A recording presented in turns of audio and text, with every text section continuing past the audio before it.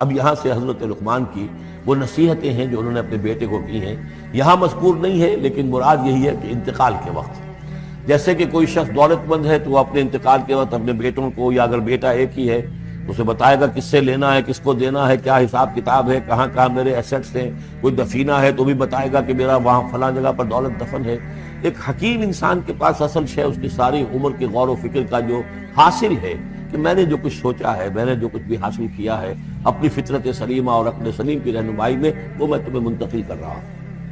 وَإِذْ قَالَ لُقْمَانُ لِابْنِهِ وَهُوَ يَعِظُهُ، یاد کرو جب کہ کہا لقمان نے اپنے بیٹے سے اور وہ اسے نصیحت کر رہے تھے،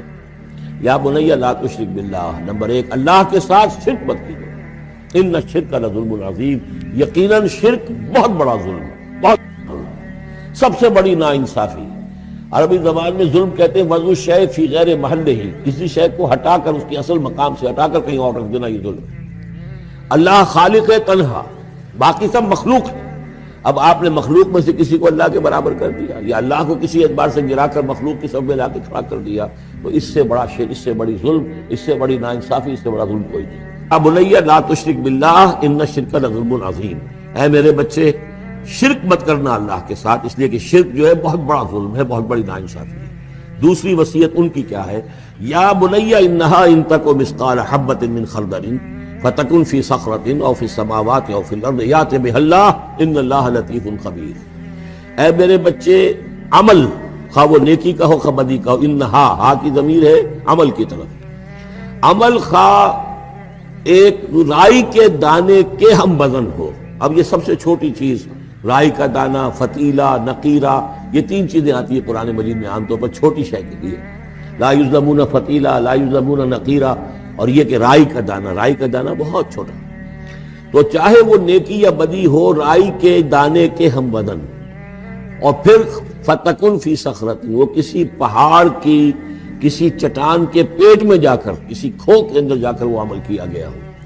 او فی السماوات، یا آسمانوں میں کیا گیا ہو، اب تو آسمانوں میں ہے نا، آپ خلا میں جا کر وہ عمل کر رہے ہیں، تو پھر اب تو انسان جو ہے وہاں تک پہنچ گیا ہے، او فی الارض، یا زمین کے پیٹ میں گھس کر کیا گیا ہو، یأت بہ اللہ، اللہ اسے لے آئے گا۔ یعنی انسانی اعمال، انسان اشرف المخلوقات ہے، اور انسانی اعمال ایسی گھٹیا چیز نہیں ہے کہ ایسے ضائع کر دے اللہ، چاہے وہ نیکی ہے چاہے بدی۔ فمن یعمل مثقال ذرۃ خیرا یرہ ومن یعمل مثقال ذرۃ شرا یرہ، لیکن عمل ضائع نہیں ہوگا، چاہے وہ رائی کے دانے کے برابر ہو، پھر چاہے وہ کسی چٹان میں گھس کر کیا گیا ہو، کسی پہاڑ کی کھو میں کیا گیا ہو، چاہے وہ خلا اور فضا کی پہنائیوں میں کیا گیا ہو، چاہے وہ زمین کے اندر سرنگ کھود کر کیا گیا ہو، یأت بہ اللہ ان اللہ لطیف خبیر، یقیناً اللہ تعالیٰ باریک بین ہے، باخبر ہے۔ اب دو چیزیں آ گئیں، اللہ کے ساتھ شرک نہیں، اور اعمال کے بارے میں دیکھ لو نیکی اور بدی کے نتائج نکل کر رہے ہیں، اس سے آگے بعث بعد الموت کا یہاں تذکرہ نہیں ہے، اس سے بعد جنت اور دوزخ کا، اس لیے کہ یہ چیزیں معلوم ہوتی ہیں پھر نبی کے بتانے سے۔ اصولی طور پر جو چیز حکمت سے انسان جہاں تک پہنچ سکتا ہے وہ دو ہے، ایک خالق اور اس کے ساتھ شرک نہ ہو، اور نمبر دو اس اعمال انسانی ان کا ضرور بدلہ ملے گا۔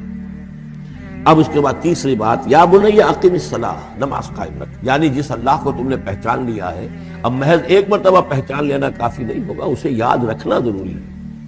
ورنہ شیطان تمہیں ورغلائے گا، تمہیں ادھر ادھر سے جو ہے تمہارا نفس تمہیں غلط راستے پر ڈال دے گا، جب تک کہ یہ ایمان باللہ مستحضر نہ رہے ذہن کے اندر۔ اور ایمان باللہ کو مستحضر رکھنے کے لیے ذکر ہے جو ہم پڑھ چکے ہیں، اتل ما اوحی الیک من الکتاب واقم الصلاۃ ان الصلاۃ تنہی عن الفحشاء والمنکر۔ لہذا اب نماز کون سی تھی وہ ہم نہیں جانتے، لیکن کوئی ذریعہ ایسا ہونا چاہیے کہ تم اللہ کو یاد کیا کرو۔ یا بنی اقم الصلاۃ، اور نمبر 4 وَأَمُرْ بِالْمَعْرُوفِ وَانْهَ عَنِ الْمُنْکَرِ، اور نیکی کا حکم دو اور بدی سے روکو۔ یہ بھی تمہاری ذمہ داریوں میں سے ہے، یہ بھی انسان کی، یوں سمجھیے کہ اس کی انسانیت، اس کی شرافت، اس کی مروت کا تقاضا ہے کہ وہ اپنے جو ابنائے نو ہیں، جو بھی انسان ہیں، ان کی بھلائی کے لیے کوشاں ہوں، اور سب سے بڑی بھلائی ان کی، سب سے بڑی خدمت یہی ہے کہ انہیں برائیوں سے روکا جائے اور بھلائیوں کی دعوت دی جائے۔ وَاصْبِرْ عَلَىٰ مَا أَصَابَكَ، اور یہ بھی جان لو کہ اگر یہ امر بالمعروف نہی عن المنکر کرو گے تو تکلیفیں آئیں گی، مصیبت آئیں گی۔ پسند تو کسی کو نہیں ہے کہ آپ اس پر تنقید کریں،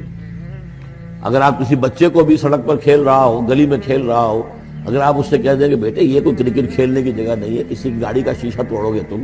تو آپ دیکھ لیجئے پھر کیا آپ کا وہ اس کو کیا جواب دے گا آپ کو. اسی لیے آپ بولتے ہی نہیں ہیں کہ اب لے کر وہاں سے نکل جائیں. تو کسی کو بھی نصیحت پسند نہیں ہے, حق کڑوا ہے, لہذا آپ اگر حق کہنا ہے اور نصیحت کرنی ہے تو پھر تیار رہو کہ وہ ممکن ہے تمہیں پلٹ کر گالی دے دے, وہ کہے کہ تم پہلے ذرا اپنے دامن کو دیکھو تمہارے کتنے دھبے ہیں. اب جو بھی ہو برداشت. اور اگر کوئی بڑی بات ہے, اگر فرعون کے سامنے جا کر حق کہو گے تو وہ تو کہے گا کہ میں تمہیں جیل میں ڈالوں گا. تو اس طریقے سے یہ وَاصْبِرْ عَلَىٰ مَا أَصَابَكَ, پھر جو شے بھی تم پر آئے اس پر صبر کرو. إِنَّ ذَلِكَ مِنْ عَزْمِ الْأُمُورِ, یقیناً یہ چیزیں ہیں جو بڑی ہمت کے کاموں میں سے. گویا کہ وہ چاروں چیزیں اس میں آ گئیں. وَالْعَصْرِ إِنَّ الْإِنسَانَ لَفِي خُسْرٍ إِلَّا الَّذِينَ آمَنُوا وَعَمِلُوا الصَّالِحَاتِ وَتَوَاصَوْا بِالْحَقِّ وَتَوَاصَوْا بِالصَّبْرِ. یہاں اصطلاحات ذرا علیحدہ ہو گئی, تواصی کے بجائے امر بالمعروف نہی عن المنکر آ گیا. صبر جو کا تو ہے, باقی ایمان اور وہ تمام چیزیں اعمال صالحہ میں سے نماز آ گئی, والدین کے ساتھ حسن سلوک آ گیا. آخری دو آیتیں ہیں وَلَا تُصَعِّرْ خَدَّكَ لِلنَّاسِ, اور دیکھو اپنے گالوں کو پھلا کر مت رکھو لوگوں کے سامنے, یعنی تکبر اور غرور اس انداز میں رہنا. وَلَا تَمْشِ فِي الْأَرْضِ مَرَحًا, اور تم زمین میں اکڑ کر نہ چلو. ان اللہ لا يحب كل مختال فخور, یقیناً اللہ تعالیٰ کو جو اکڑنے والے ہیں. اور یہ مختال بنا ہے خیل سے, خیل کہتے ہیں گھوڑے کو. گھوڑے کی چال میں ایک تمکنت ہوتی ہے, تو جب انسان بھی بڑی تمکنت کے ساتھ چلتا ہے تو وہ گویا کہ اختیال بن گیا. لا يحب كل مختال فخور, شیخی کھوڑے, فخر کرنے والے, اکڑنے والے اللہ کو پسند نہیں ہے. یہ مضمون سورہ بنی اسرائیل میں بھی آ چکا ہے. وَلَا تَمْشِ فِي الْأَرْضِ مَرَحًا إِنَّكَ لَن تَخْرِقَ الْأَرْضَ وَلَن تَبْلُغَ الْجِبَالَ طُولًا, تم کتنا ہی پاؤں مار کر چلو ہماری زمین کو پھاڑ نہیں سکتے, اور کتنی گردن اکڑا لو, اونچے ہو جاؤ, سینہ تان لو اور اوپر ترا بھی چڑھا لو, لیکن یہ کہ تم پہاڑوں کی اونچائی تک نہیں پہنچ سکتے. آخری بات فرمائی وَاقْصِدْ فِي مَشْيِكَ, اپنی چال میں میانہ روی اختیار کرو. یہ میانہ روی ہر اعتبار سے, چال میں بھی, خرچ میں بھی. وَالَّذِينَ إِذَا أَنفَقُوا لَمْ يُسْرِفُوا وَلَمْ يَقْتُرُوا وَكَانَ بَيْنَ ذَلِكَ قَوَامًا, یہ ایک میچور شخصیت کا کہ اس کے اندر ہر اعتبار سے معلوم و توازن ہو, انتہا پسندی کسی بھی اعتبار سے نہ ہو. وَاقْصِدْ فِي مَشْيِكَ وَاغْضُضْ مِنْ صَوْتِكَ, اور اپنی آواز کو پست رکھو.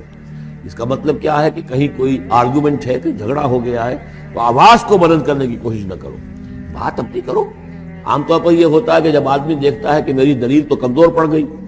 تو پھر وہ اپنی آواز کی والیوم بڑھا کر کوشش کرتا ہے کہ کمپنسیٹ کرے کہ دلیل عقلی اعتبار سے تو کمزور ہے لیکن میری آواز جو ہے وہ اس کے اندر وزن پیدا کر دے. وَلَا وَاغْضُضْ مِنْ صَوْتِكَ, اور دیکھو إِنَّ أَنْكَرَ الْأَصْوَاتِ لَصَوْتُ الْحَمِيرِ, آواز جو گدھے کی ہوتی ہے وہ ڈھیچو ڈھیچو جب کرتا ہے تو بلند تو وہ بہت ہوتی ہے, لیکن کس قدر ناپسندیدہ آواز ہے, کتنی ناپسندیدہ آواز ہے. تو آواز کی بلندی کوئی حسن نہیں ہے, اصل تو یہ شے ہے کہ آپ جو بات کہیں وہ وزنی ہو, وہ دلیل کے ساتھ ہو, اور وہ آپ اپنی بات کو منوا سکیں اس کے حوالے سے.